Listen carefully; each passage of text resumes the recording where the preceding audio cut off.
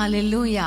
அன்பான தேவனுடைய பிள்ளைகளை, இருளை கடப்பதற்கு கர்த்தர் கொடுத்த ஒரு ஆயுதம் தான் துதியின் ஆயுதம். ஆமென், ஹல்லேலூயா. இன்னும் ஒரு வசனத்தை நம்ம வாசிப்போம். யோபு 29 அதிகாரம் 3 நாம் வாசிக்க கேட்போம். யோபு 29 3 அப்பொழுது அவர் தீபம் என் தலையின் மேல் பிரகாசித்தது, அவர் அருளின வெளிச்சத்தினால் இருளை கடந்து போனேன். ஆமென், ஹல்லேலூயா. அவர் தீபம் என் தலையின் மேல் பிரகாசித்தது, அவர் அருளின வெளிச்சத்தினால் இருளை கடந்து போனேன். ஆமென், ஹல்லேலூயா. இருளை கடப்பதற்கென்றே நம்முடைய ஆண்டவர் நமக்கு ஒரு தீபத்தை கொடுத்திருக்கிறார். ஆமென். இருளான ஸ்தலங்களில் நம்ம போகும் பொழுது, வழி தெரியாமல் இருக்கும் பொழுது, குடும்ப பிரச்சனை நம்மை வேதனைப்படுத்தும் பொழுது, எப்படி போவது என்று தெரியாத சூழ்நிலையில் கர்த்தர் கொடுத்த ஒரு வழிகாட்டி தான் அந்த தீபம். அதாவது ஒரு இருளாய் போயிட்டு இருக்கும் பொழுது கையில் டார்ச் லைட் இருந்தால் அந்த டார்ச் லைட் வெளிச்சத்தில் நம்ம அந்த இருளை கடந்து போயிடலாம் இல்லையா? வழியும் நமக்கு கிடைக்கும். வழியில் ஏதாவது கற்கள் இருக்குதா, பூச்சி இருக்குதா, பள்ளம் இருக்குதா, அதெல்லாமே தெரிஞ்சிரும். இதில் எப்படி அழகாய் சுகமாய் கர்த்தர் அந்த இருளை கடந்து செல்ல கிருபை கொடுப்பார். அதே மாதிரி தான் கர்த்தர் தந்த தீபம் என் தலையின் மேல் இருக்கிறது. அப்போ கர்த்தருடைய தீபம் என்ன என்று நம்ம எல்லாருக்கும் தெரியும். சங்கீதம் 119 சங்கீதம் 105 உம்முடைய வசனம் என் கால்களுக்கு தீபமும் என் பாதைகளுக்கு வெளிச்சமாயிருக்கிறது. அப்போ ஆண்டவர் நம்முடைய இருளை வெளிச்சமாக்குவதற்கு, அந்த இருளை கடந்து செல்வதற்கு கர்த்தர் கொடுத்த ஒரு விலையேறப்பெற்ற ஆயுதம் வசனம். ஆமென், ஹல்லேலூயா. வசனத்தை பிடித்து கொள்ளுங்கள், வாக்குத்தத்தங்களை பிடித்து கொள்ளுங்கள். நிச்சயமாக இந்த இருளை கடந்து செல்ல ஆண்டவர் அழகாய் கிருபை பாராட்டுவார். ஆமென். 2 பேதுருல இன்னும் ரொம்ப ஒரு அருமையான வசனம் அடிக்கடி நான் உங்களுக்கு சொல்லியிருக்கிறேன். 2 பேதுரு 1 அதிகாரம் 19 நம்ம எல்லாம் சேர்ந்து நம்ம வாசிக்கலாமா? 2 பேதுரு 1 அதிகாரம் 19 அதிக உறுதியான தீர்க்கதரிசன வசனமும் நமக்கு உண்டு. பொழுது விடிந்து விடிவெள்ளி உங்கள் இருதயங்கள் உதிக்கும் அளவும் இருளுள்ள ஸ்தலத்தில் பிரகாசிக்கிற விளக்கை போன்ற அவ்வசனத்தை கவனித்திருப்பது நலமாயிருக்கும். ஆமென், ஹல்லேலூயா. பொழுது விடிந்து விடிவெளி இருதயத்தில் உதிக்கும் அளவும் அந்த இருளுள்ள ஸ்தலத்தில் நமக்கு பிரகாசிக்கிற விளக்கை போன்றது தான் தேவனுடைய வசனம். ஆமென். இன்னைக்கு நீங்கள் இருளான பாதையில் போயிட்டு இருக்கீங்களா? நீங்கள் எப்படிப்பட்ட இருளான பாதையில் போறீங்கன்னு எனக்கு தெரியாது, உங்களுக்கு தெரியும், ஆண்டவருக்கு தெரியும். என்னுடைய காரியம் ஆண்டவருக்கு தெரியும், எனக்கு தெரியும். இப்போ நீங்கள் எல்லாரும் ஆண்டவரிடத்தில் சொல்ல போகிறீங்க, ஏசப்பா இந்த பிரச்சனை நடுவில் நான் எப்படி கடந்து செல்லணுமே, அதற்கு உடைய வார்த்தை எனக்கு தேவை ராஜா. பைபிளில் நிறைய வாக்குத்தத்தங்கள் கொடுக்கப்பட்டு இருக்கிறது, நிறைய வசனங்கள் எழுதப்பட்டு இருக்கிறது. ஆனால் ஆண்டவர் உங்களுக்கு ஒவ்வொரு பிரச்சனைக்கும் ஒரு வார்த்தையை அவர் கொடுக்கிற தேவனாய் இருக்கிறார். எந்தெந்த சூழ்நிலையில் எந்தெந்த வார்த்தையை பிடித்து கொள்ளணும், எந்தெந்த நேரத்தில் எந்தெந்த வசனத்தை சொல்லி ஜெபிக்கணும், கர்த்தர் நமக்கு கொடுத்த வாக்கு தத்தத்தை அவருக்கு ஞாபகப்படுத்தி அதை நாம் சொந்தமாக்க வேண்டும் என்பது நமக்கு அந்தந்த நேரத்தில் கர்த்தர் உணர்த்துவார். அதனால தான் பைபிள் அதிகமாக வாசிக்கணும். அநேக நேரங்களில் நம்ம சோர்ந்து போகிற நேரத்தில் என்னடா பண்ணுறதுன்னு யோசிக்காதீங்க, பைபிளை வாசிங்க. அதில் இருக்கிற ஒரு வசனம் உங்களை தைரியப்படுத்தும், ஒரு வசனம் உங்களுக்கு ஒரு வெளிச்சம் போட்டு பிரகாசித்தது போல இருக்கும், ஒரு லைட் அடித்தது மாதிரி இருக்கும். அந்த வசனத்தை குறித்து வைத்து கொள்ளுங்கள், அதை எழுதி வைத்து கொள்ளுங்கள், அதை அடிக்கடி சொல்லுங்க, அதை அடிக்கடி ப்ரொனவுன்ஸ் பண்ணுங்க. கண்டிப்பாக கர்த்தர் இந்த இருளை கடந்து செல்ல ஆண்டவர் நமக்கு கிருபை பாராட்டுவார். ஆமென், ஹல்லேலூயா. அன்பான தேவனுடைய பிள்ளைகள், இன்னைக்கு ஆண்டவரிடத்தில் கேட்க போகிறோம், ஆண்டவரே இந்த இருளை கடந்து செல்ல உம்முடைய வார்த்தை எங்களுக்கு தாங்கப்பா, உம்முடைய வசனத்தால் எங்களை நிரப்புங்கப்பா, நீங்கள் எங்களோடு கூட பேசுங்க, உங்கள் ஒரு வார்த்தையை நாங்கள் கேட்கணும் அப்பா. இந்த இருளான வாழ்க்கையெல்லாம் ஆண்டவரை வெளிச்சமாய் மாற்றக்கூடிய ஒரு வார்த்தை எங்களுக்கு போதும் ஆண்டவரே என்று சொல்லி ஆண்டவரை நோக்கி ஜெபிப்போமா? ஹல்லேலூயா. அப்பா உமக்கு ஸ்தோத்திரம் அப்பா.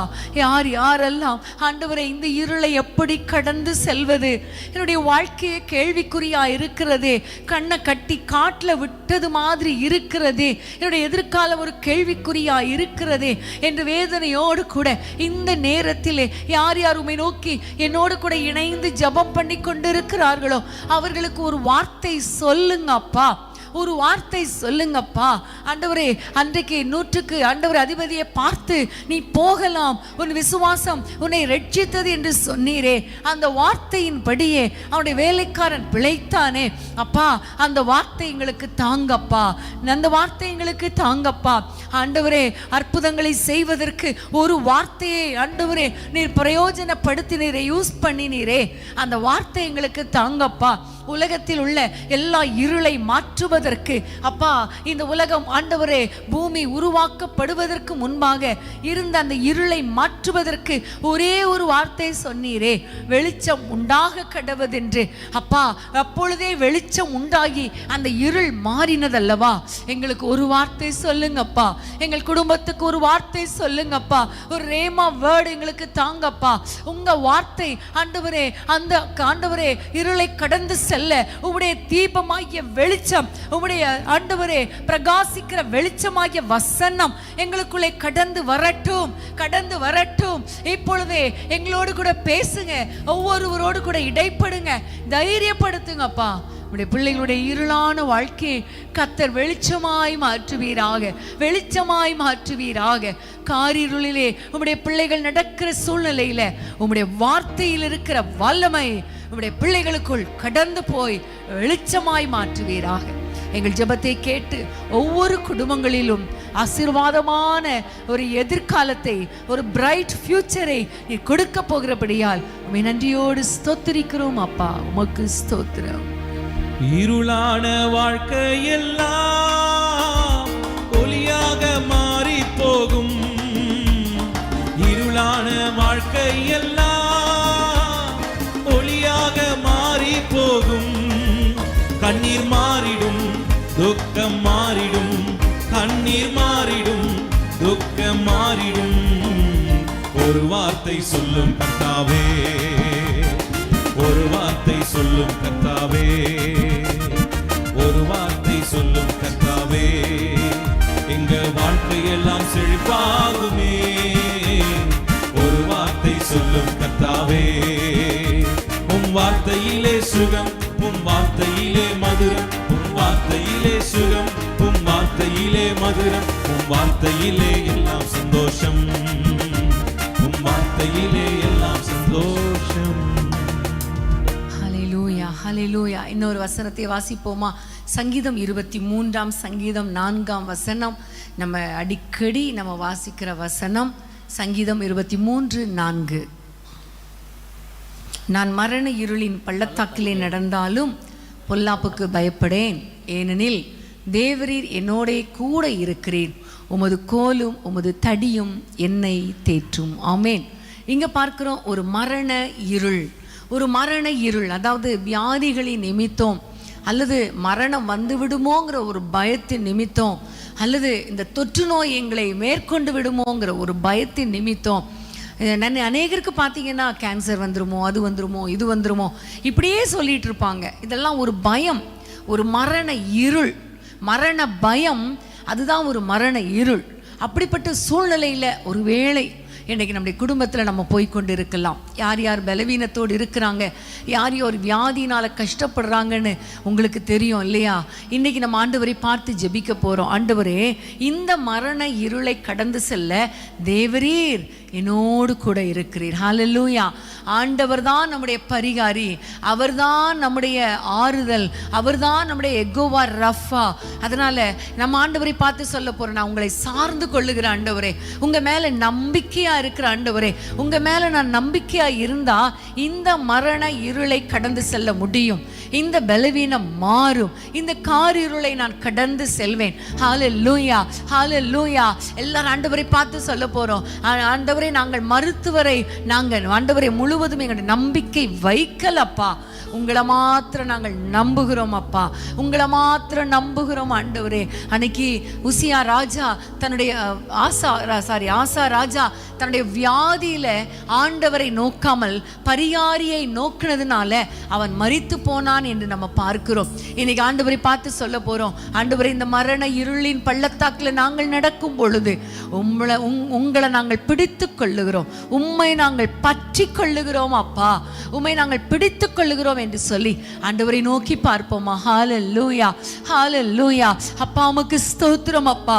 இந்த இருளான பாதையில, இருளான ஆண்டவரை இந்த மரண பள்ளத்தாக்குல அப்பா, வியாதியாகிய பள்ளத்தாக்குல, பயமாகிய பள்ளத்தாக்குல, மரணம் வந்து விடுமோங்கிற பள்ளத்தாக்குல அப்பா, கொள்ளை நோய் எங்களை ஆண்டவரை தொற்றிக்கொள்ளுமோ என்கிற ஒரு பள்ளத்தாக்குல, மரண பள்ளத்தாக்குல யார் யார் போய்கொண்டிருக்கிறார்களோ ஒவ்வொருவருக்கும் அப்பா நீர் கூட இருக்கிறீர் என்பதை உறுதிப்படுத்துங்க அப்பா. ஆண்டவரே உமது கோலும் உம்முடைய தடியும் உம்முடைய பிள்ளைகளை தேற்றட்டும் அப்பா. நீர் உம்முடைய பிள்ளைகளை அணைத்துக் கொள்வீராக. உம்முடைய ஒரு சொட்டு இரத்தம் உம்முடைய பிள்ளைகள் மேல விழட்டும் அப்பா. ஆண்டவரே எந்த சூழ்நிலையிலும் இந்த இருளான பாதையில போகும்பொழுது உம்மை மாத்திரம் பற்றி கொள்ள, உம்மை மாத்திரம் பிடித்து கொள்ள, உம்மை மாத்திரம் சார்ந்து கொள்ள உம்முடைய பிள்ளைகளுக்கு கிருபை தாரும் ஆண்டவரே. கர்த்தர் அற்புதங்களை செய்து வியாதியின் பள்ளத்தாக்கை மாற்றி போட்டு ஆண்டவரே எல்லா பலவீனங்களை மாற்றி போட்டு சுகத்தையும் ஆரோக்கியத்தையும் கட்டளையிடுவீராக. எங்கள் ஜெபத்தை கேட்டு உடைய பிள்ளைகளுடைய இந்த இருளான வாழ்க்கையை, இந்த மரண இருளின் பள்ளத்தாக்கில் இருந்து உடைய பிள்ளைகளை விடுவிக்க போகிறபடியால் கரங்களை தட்டி உம்மை ஸ்தோத்திரிக்கிறோம் அப்பா. ஸ்தோத்திரம் அப்பா. மரண இருளின் பள்ளத்தாக்கில் நடக்க நேர்ந்தாலும் என் அப்பா என்னோடு இருப்பதாலே பயப்பட மாட்டேன். மரண இருளின் பள்ளத்தாக்கில் நடக்க நேர்ந்தாலும் என் அப்பா என்னோடு இருப்பதாலே பயப்பட மாட்டேன். எனக்கு விரோதமா ஆயிரங்களும் 10,000 எழுந்தாலும் அஞ்சிட மாட்டேன். எனக்கு விரோதமா ஆயிரங்களும் 10,000 எழுந்தாலும் அஞ்சிட மாட்டேன். யெகோவா ஈரே எந்த தேவன், தேவர்கள் யாவும் சந்திப்பீரே. யெகோவா ராப்பா எந்த தேவன், என்னாலும் சுகம் தருவீரே. யெகோவா ஈரே எந்த தேவன், தேவர்கள் யாவும் சந்திப்பீரே. யெகோவா ராப்பா எந்த தேவன், என்னாலும் சுகம் தருவீரே. ஹல்லேலூயா, ஹல்லேலூயா. நம்ம இப்படி வசனத்தை வாசித்து வசனத்தில் இருந்து ஜெபம் பண்ணி அப்படியே ஒரு பாடலை பாடி நம்ம ஜெபிப்பது எவ்வளவு சந்தோஷமாய் இருக்கிறது இல்லையா? நிச்சயமாகவே ஆண்டவர் மகிமையான காரியங்களை செய்வார். ஆமென். இன்னும் ஒரே ஒரு இருளை கடப்பதற்கான கர்த்தருடைய ஆசீர்வாதத்தை நாம் பெற்றுக்கொள்ள போகிறோம். நியாயாதிபதிகள், எல்லாரும் திருப்பிக் கொள்ளுங்கள். நியாயாதிபதிகள் 7ஆம் அதிகாரம் 21ஆம் வசனத்தை நாம் வாசிக்க கேட்போமா? நியாயாதிபதிகள் 7:21. பாளையத்தை சுற்றிலும் அவரவர் தங்கள் நிலையிலே நின்றார்கள். அப்பொழுது பாளையத்தில் இருந்தவர்கள் எல்லாரும் சிதறி கூக்குரலிட்டு ஓடி போனார்கள். ஆமேன். இதுல இன்னும் ஒரு வசனத்தை நம்ம வாசிக்க போறோம். 20ஆம் வசனத்தை வாசிப்போமா? 20ஆம் வசனத்தையும். 3 படைகளின் மனுஷரும் எக்காலங்களை ஊதி பானைகளை உடைத்து தீவட்டிகளை தங்கள் இடது கைகளிலும் ஊதும் எக்காலங்களை தங்கள் வலது கைகளிலும் பிடித்து கொண்டு கர்த்தருடைய பட்டயம் கிதியோனுடைய பட்டயம் என்று சத்தமிட்டு. ஆமேன். இங்க பார்க்கிறோம், நம்ம எல்லாருக்கும் தெரியும், மீதியானியர் திரளாய் வந்தார்கள். இங்க கிதியோனும் அவனோடு கூட 300 பேரும் மட்டும் அவர்களை எதிர்க்க அவங்க போகும் பொழுது அவர்கள் அந்த இருளான சூழ்நிலையில், அது நடு ராத்திரியில் நடு சாமத்தில் அவர்கள் எல்லாம் யுத்தத்துக்கு போகிறாங்க. அவங்க போகும்போது செஞ்ச ஒரே ஒரு காரியம், கைகளில் ஒரு பானையும் பானைக்குள்ளே ஒரு தீவட்டியும் எக்காலத்தையும் வைத்திருந்தாங்க. அந்த பானையை உடைத்த பொழுது அந்த தீவட்டி வெளியே தெரிந்தது. இந்த 300 பேர் கையிலையும் தீவட்டி எரிந்து கொண்டிருக்கிறது. திடீரென்று சொல்லி அவர்கள் எக்கால ஊதி அந்த சத்தத்தை கேட்டு அதிகமாக ஆர்ப்பரித்த பொழுது இந்த மீதியானியர் தூங்கி கொண்டிருந்தவங்க முழித்து பார்க்குறாங்க. அவங்க பார்க்கும் பொழுது அந்த இருளில் அந்த தீவட்டி மட்டும் பிரகாசமாய் தெரிந்தது. அந்த தீவட்டியை பார்த்த உடனே, அந்த தீவட்டியின் வெளிச்சத்தை பார்த்த உடனே எல்லாரும் சிதறி கூக்குரலிட்டு ஓடி போனார்கள். ஹல்லேலூயா. பாருங்களேன், இந்த தீவட்டியை பிடித்திருந்தவங்களை குறித்து சொல்லப்பட்டிருக்கிறது. அது இருளான பாதை தான், இருளான சத்துருக்களால் சூழப்பட்ட ஒரு நேரம்தான். ஆனால் அந்த சூழ்நிலையில் அவர்கள் கையில் தீவட்டிகளை பிடித்து கொண்டு அவரவர் நிலையில் நின்றார்கள். ஆனால் பாளையத்தில் இருந்த சத்துருக்களோ சிதறி கூக்குரலிட்டு ஓடி போனார்கள். ஆமேன். இன்றைக்கி நீங்கள் இருக்கிற சூழ்நிலை ஒருவேளை சத்துருக்களால் சூழப்பட்டு ஒரு இருளான ஒரு ஸ்தலத்தில் இருப்பது போல நாங்கள் எப்படி ஒரு வெற்றியை பெற்றுக்கொள்ள முடியும், எப்படி சத்ருவின் பிரச்சனையின் என்று சத்ருவின் எல்லா விதமான தந்திரங்களில் இருந்து வெளியே வர முடியும் என்று நீங்கள் வெளியே வர முடியாத சூழ்நிலையில் அந்த பாளையத்தில் சூழப்பட்டிருக்கலாம். ஆனால் உங்கள் கையில் ஒரு ஆயுதம் இருக்கிறது. என்ன தெரியுமா? அந்த தீவட்டி. ஆமேன். இருளிலே பிரகாசிக்கக்கூடிய ஒரு ஆயுதம் வசனம் ஒரு பக்கம், இன்னொரு பக்கம் இது அபிஷேகத்தை குறிக்கிறது. ஆமேன். 1 கொரிந்தியர் 4ஆம் அதிகாரத்தில் நம்ம எல்லாருக்கும் தெரியும், இந்த மகத்துவமுள்ள வல்லமையை மண்பாண்டமாகிய பொக்கிஷத்திலே நாங்கள் பெற்றிருக்கிறோம். ஆமேன். அதுதான் அந்த மண்பாண்டையை அவங்க மண்பாண்டத்தை உடைத்தார்கள், உள்ள இருக்கிற அந்த தீவட்டி வெளியே தெரிந்தது. ஆமேன். மண்பாண்டம் நம்முடைய சரீரத்துக்கும் சுயத்துக்கும் அடையாளமாக இருக்கிறது. சுயத்தை உடைத்து அபிஷேகத்தை வெளியே காட்டும் பொழுது ஆண்டவர் நிச்சயமாகவே அந்த இருளான ஸ்தலமாக இருந்தாலும், இருளான சூழ்நிலையாக இருந்தாலும், சத்ருவினால் சூழப்பட்டு எப்படி நம்ம வெளியே போவது என்று தெரியாத சூழ்நிலையாக இருந்தாலும், நம்முடைய தீவட்டி ஓங்கி நிற்கும் பொழுது, வெளிச்சம் வீசும் பொழுது எல்லா சத்துருக்களும் சிதறி கூக்குரலிட்டு ஓடி போவார்கள்.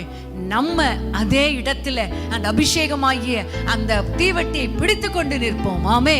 உங்க வாழ்க்கையில் ஒரு அபிஷேகம் வந்தால் போதும், ஆண்டவர் நிச்சயமாகவே இருளான வாழ்க்கை எல்லாவற்றையும் கர்த்தர் மாற்றி போடுவார். எல்லாரும் கைகளை உயர்த்தி ஜெபம் பண்ணலாமா? ஏசப்பா, இந்த நேரத்தில் சத்துருக்களால் சூழப்பட்டு கஷ்டமான ஒரு சூழ்நிலையில, இருளான ஒரு சூழ்நிலையில அப்பா இருக்கிற பிள்ளைகளுக்காக ஜெபிக்கிறோம். அப்பா, எப்பக்கத்திலும் நெருக்கம், எல்லா பக்கத்திலும் நெருக்கம். ஆண்டவரே, என்ன செய்யணும் தெரியல என்று வேதனையோடு இருக்கிற பிள்ளைகளுக்காக பாரத்தோடு ஜெபிக்கிறேன். அப்பா ஆண்டவரே, இந்த இருளை மாற்றக்கூடிய ஆண்டவரே வல்லமை உம்முடைய அபிஷேகத்தில் உண்டல்லவா? இயேசுவின் நாமத்தில் ஆண்டவரே, உம்முடைய பிள்ளைகளுடைய தீவட்டி எரியும்படிக்கு ஒரு விசேஷத்தை எண்ணெய் ஊற்றுவீராக. எண்ணெய் அபிஷேகத்தால் நம்முடைய பிள்ளைகளை நிரப்புவீராக.